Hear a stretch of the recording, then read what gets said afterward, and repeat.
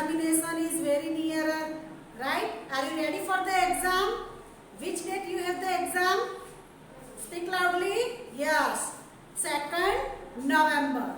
So you have confused about the exam because this is the first time you have to give exam on the digital way in the mobile, right? आपको सबको confusion होगा ना बच्चों के कैसे हमारा paper आएगा, हमको कैसे एग्जाम लिखनी पड़ेगी। तो ये वीडियो जरूर देखना ताकि आपको पूरी इंफॉर्मेशन ये वीडियो के अंदर आपको मिल जाएगी, आपकी जो भी कंफ्यूजन होगी वो दूर हो जाएगी। Okay, now I have to start information regarding to the exam. You will receive the paper in the school mobile app, right? Now you have, everyone has to install the My School ERP app and assignment is every time you have to write from the PDF. आप लिख रहे हैं ना PDF assignment में से, तो वैसे ही assignment के अंदर से ही बाजू के अंदर आपको एक होमवर्क करके ऐप है। यहाँ देखो असाइनमेंट है, यहाँ बाजू में होमवर्क लिखा हुआ है, तो वो आपको ऐड कर क्लिक करना है और उसमें फिर यहाँ डाउनलोड में जाओगे तो आपको जो सब्जेक्ट का पेपर होगा वो आपको मिल जाएगा। Clear student and parents, now your confusion is over. You have to go in the homework and you have to click that and then after you have to download the question paper. Clear? Now this examination has to conduct in the supplementary. आपको पता है कि यहाँ तो school में आपको paper में ही लिखना होता है, बराबर है, और हम एग्जाम जो है 3rd स्टैंडर्ड से लेके पूरा 5th स्टैंडर्ड के लिए ये जनरल इंस्ट्रक्शन है, बराबर। तो आपको ऐसी जो सप्लीमेंट्री है वो बाजार से ले आनी है, बराबर। आपको स्कूल से मिलने वाली नहीं है। आपको 5 सब्जेक्ट के पेपर होंगे, उसमें आपका जीके का और ड्राइंग का पेपर नहीं होगा, राइट। आपको 5 सब्जेक्ट के पेपर होंगे, तो आपको ऐसी बाजार में से सप्लीमेंट्री ले आनी है। Just this is the format, ये फॉर्मेट है, और आपको 5 सब्जेक्ट के लिए अलग अलग सप्लीमेंट्री बना लेनी है। जैसे कि आपका पहला पेपर है हिंदी का, राइट, तो आपको पहले पेपर के ऊपर यहाँ पे सब्जेक्ट हिंदी लिखना है, आपको आपका पहला नाम लिखना है, रोल नंबर, और आज 1-2 दिन में आपको रोल नंबर भी मिल जाएंगे।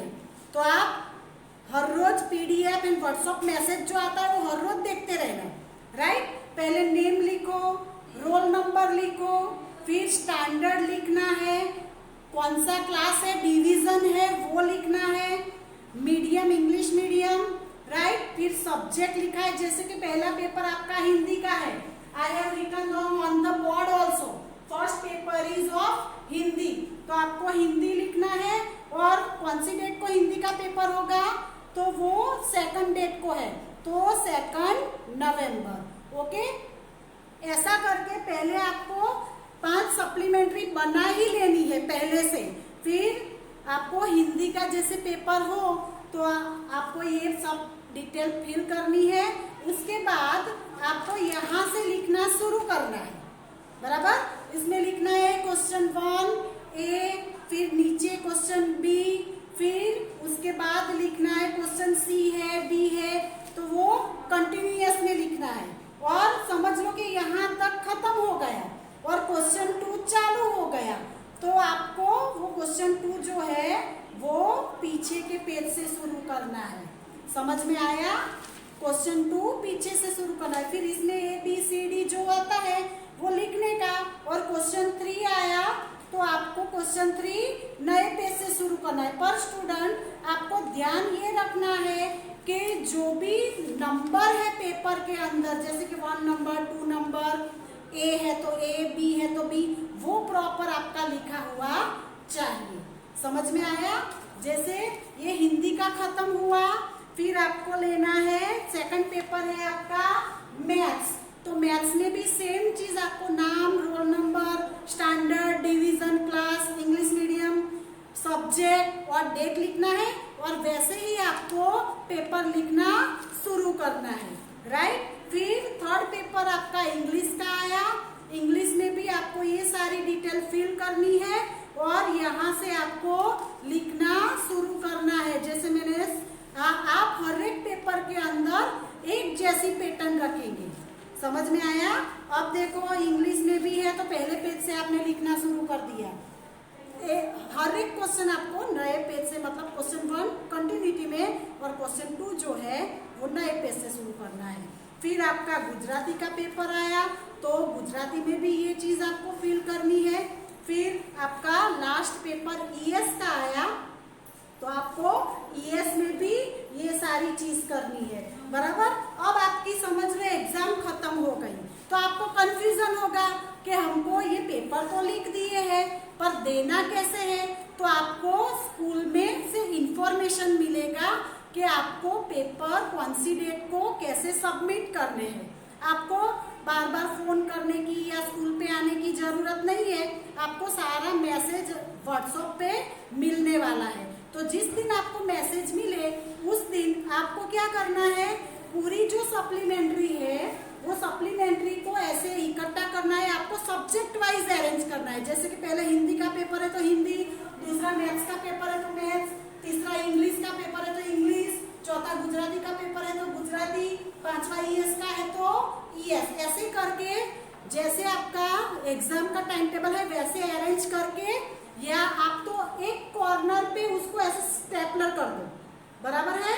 अगर स्टेपलर ना करो तो आपको ऐसे रबर बैंड लेनी है, राइट। ऐसे रबर बैंड लेके इसको ऐसे राउंड राउंड फोल्ड कर दो और उसके ऊपर ऐसे रबर बैंड चढ़ा दो। या तो रबर बैंड भी ना हो, स्टेपलर भी ना हो तो आपको एक धागा लेना है और उससे उसको कवर करके टाई कर देना है। Clear student? अब आपकी एग्जाम खत्म हो गई है और शायद मुझे लगता है कि आपका कंफ्यूजन भी थोड़ा बहुत खत्म हो गया होगा, राइट। अब देखो आपको मैंने ये सब बता दिया। ये write your standard, full name, roll number, subject, date, सब चीज आपको सप्लीमेंट्री के ऊपर लिखनी है। और मेन जो चीज है कि जैसे ऐसा नहीं है कि एग्जाम जो है वो घर पे लेंगे तो हमको तो मजा आ गया, हमको तो कॉपी मारने का मिल गया। सॉरी, ऐसा करना नहीं है। आपको एग्जाम जो है वो फेयर मीन से देना है। आपको एग्जाम जो है वो under the guidance of the parents देना है। पेरेंट्स को बाजू में बिठा के आपको पेपर लिखना है। और आपको अगर कोई क्वेश्चन में समझ में ना आए तो आप पूछ सकते हो कि इसमें क्या करना है, otherwise you don't see the answer, right. आपको आंसर देखना नहीं है और you don't ask with the parents also. आपको पेरेंट्स को भी नहीं पूछना है, just only you have to take the support while read the question. Okay, question read करने में हेल्प ले सकते हो, राइट। अब पेपर आपका आएगा वो 30 मार्क्स का होगा और उसके अंदर आपको 1 घंटा लेना है, 1 hour। You suppose we have to send the PDF 9 o'clock, then you have to finish 9 to 10. Only 1 hour you have to take for the examination to write the answer. Okay. Now, when we instruct you, then only you will come to the submit the supplementary. हम जैसे आपको instruction देंगे उस वैसे वैसे आपको supplementary submit करके देना है। उस टाइम पे स्कूल पे आके आपको सप्लीमेंट्री सबमिट करनी है। आपका सिलेबस रहेगा course of first term exam is already given to in your time table. आपको एक दूसरी पीडीएफ आई है, उसके अंदर सारे सब्जेक्ट का आपको सिलेबस लिखा हुआ है। आपको वही सिलेबस फॉलो करना है, राइट। और दूसरी एक चीज, आपको कंफ्यूजन होगा कि क्वेश्चन लिखना है, क्या लिखना है, बराबर है। तो मैं आपको बता देती हूँ, आपको सारे सब्जेक्ट के अंदर जो छोटे छोटे क्वेश्चन होते हैं, राइट, वही लिखने हैं। जैसे कि circle the thing, opposite, same meaning, synonym, antonym, right, match, ऐसे छोटे छोटे जो क्वेश्चन है उसके अंदर आपको क्वेश्चन लिखना है। बाकी सब में आपको डायरेक्ट आंसर लिखना है। जैसे कि आपको ईएस में आता है चूज द करेक्ट वर्ड, शायद मैथ्स में भी आता होगा और आपको इंग्लिश में भी आता होगा। तो आपको चूज द करेक्ट वर्ड के क्वेश्चन लिखना नहीं है, आपको सिर्फ 1 नंबर लिखना है और नीचे साथ में ए ऑप्शन है तो ए लिखना है, और ए के बाजू में सपोज लायन है, टाइगर है, तो जो भी है ए के बाजू में जो लिखा हुआ है वो आंसर लिखना है आपको, ए और उसके बाजू वाला नंबर, लेकिन आपका सीरियल नंबर प्रॉपर होना चाहिए। आपको choose the correct word, fill in the blanks, right wrong और क्वेश्चन आंसर, इतने में क्वेश्चन लिखना नहीं है। बाकी जो छोटी छोटी एक्सरसाइजेज है उसके अंदर आपको क्वेश्चन लिखना है। और स्पेशली आपको इंग्लिश के अंदर, इंग्लिश में ऐसा मत समझना कि इंग्लिश का पेपर जो है और ग्रामर का है दोनों आपको एक ही सप्लीमेंट्री में लिखना है। इंग्लिश एंड जो ग्रामर है एक ही सप्लीमेंट्री में लिखना है, और ग्रामर के अंदर आपको पार्ट बी होगा शायद, तो उसमें आपको सारे क्वेश्चन लिखने हैं। समझ में आया? और मैथ्स में भी आपको जैसे कि सम है, एडिशन, सब्सट्रैक्शन, मल्टीप्लिकेशन, तो डायरेक्ट बाजू में आप सम करके डायरेक्ट आंसर मत लिख देना, है ना। आपको क्वेश्चन लिखना है, जैसे कि आपको लिखना है कि 567 प्लस 389, तो ये आपको क्वेश्चन लिखना है और उसके नीचे सम करना है। समझ में आया? अब मुझे लगता है कि आपका जो भी टेंशन होगा वो खत्म हो जाएगा और आप अच्छे से एग्जामिनेशन में क्या होगा, कैसे पेपर आएगा, वो सब आपको माइंड में सेट हो गया होगा। Okay, clear children? Now best of luck from all our class subject teacher. Okay, thank you student.